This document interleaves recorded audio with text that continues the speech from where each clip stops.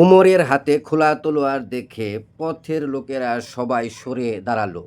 নঈম নামক একজন দীক্ষিত মুসলমান তাকে জিজ্ঞেস করলেন, উমর, তুমি এমনভাবে কোথায় যাচ্ছ? উমর জবাব দিলেন, চলেছি মুহাম্মদের শির আনতে। নঈম বললেন, খুব বাহাদুর বটে তুমি। এদিকে তোমার ভগ্নী আর ভগ্নীপতি যে মুসলমান হয়েছে তার কি কোনো খবর রাখো? উমর থমকে দাঁড়ালেন।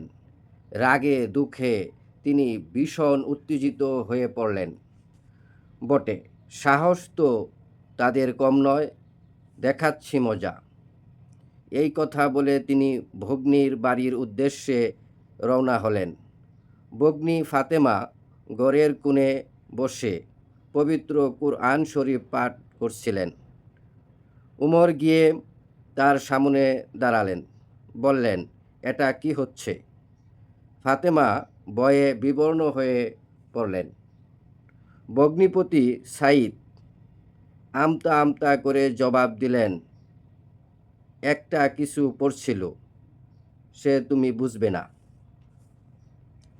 উমর রূঢ় কণ্ঠে বললেন, হুম, তুমি আর ফাতেমা যে মুসলমান হয়েছ তা আর এখন আমার কাছে গোপন নেই।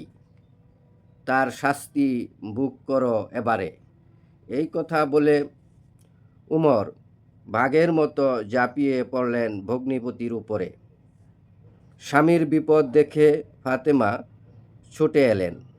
তারপর দুজনের মাঝখানে দাঁড়িয়ে উমরকে নিবৃত্ত করার চেষ্টা করতে লাগলেন। আঘাত লেগে তার শরীরের নানা স্থান কেটে গেল। ভগ্নীর দেহ থেকে রক্ত ঝরতে দেখে উমর রাদিয়াল্লাহু আনহু সম্ভিত ফিরে এলো। তিনি খুব অনুতপ্ত এবং লজ্জিত হলেন। উমর বুঝতে পারলেন, মুহাম্মদ প্রচারিত ধর্ম নতুন হলেও হয়তো খারাপ নয়। তিনি এবার নরম সুরে বললেন, ফাতেমা, তুমি যে কিতাবখানা পড়ছিলে সেই কিতাবখানা তুমি আবার পড়ো, আমি তা শুনব। ফাতেমা পড়তে আরম্ভ করলেন, যার অর্থ, পৃথিবীর উপরে, আকাশে ও বাতাসে যা কিছু রয়েছে সব কিছুই আল্লাহর মহিমা প্রকাশ করছে। তিনি সকল শক্তির আধার, তিনি সর্বজ্ঞ ও মহাজ্ঞানী। মুহাম্মদ সাল্লাল্লাহু আলাইহি ওয়াসাল্লাম তার প্রেরিত পয়গম্বর।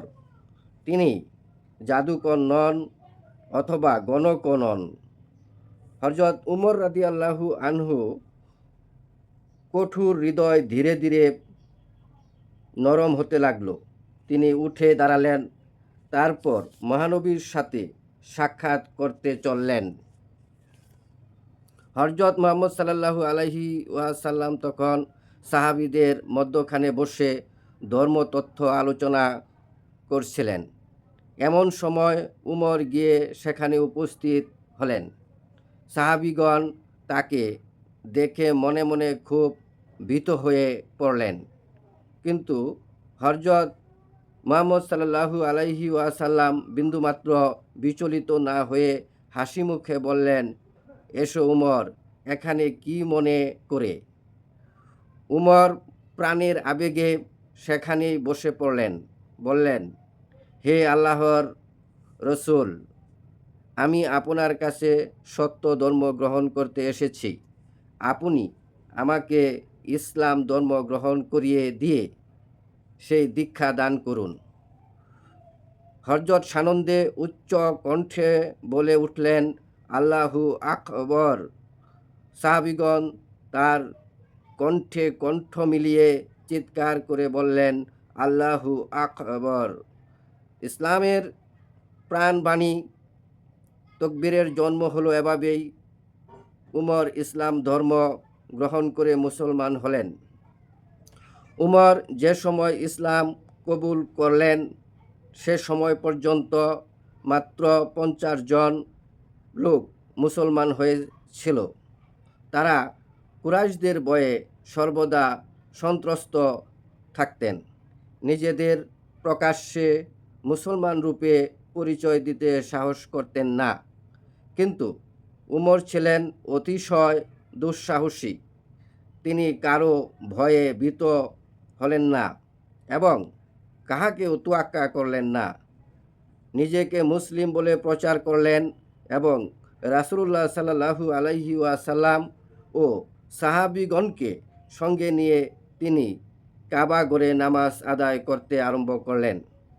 রাসূলুল্লাহ সাল্লাল্লাহু আলাইহি ওয়াসাল্লাম তার এই সৎ সাহস দেখে খুবই আনন্দিত হলেন এবং তাকে ফারুক উপাধি প্রদান করলেন। কুফর এবং মুসলমানদের মধ্যে যিনি ফারাক বা পার্থক্য আনয়ন করেছেন তিনিই ফারুক। হযরত মুহাম্মদ সাল্লাল্লাহু আলাইহি সাল্লাম কুরাইশ বংশে জন্মগ্রহণ করেছিলেন। হযরত মুহাম্মদ সাল্লাল্লাহু আলাইহি সাল্লাম তাদের উপাস্য মাটি ও পাথরের দেবদেবীর ঘৃণা করাতে কুরাইশগণ তার সবচেয়ে বড় শত্রু হয়ে ওঠে।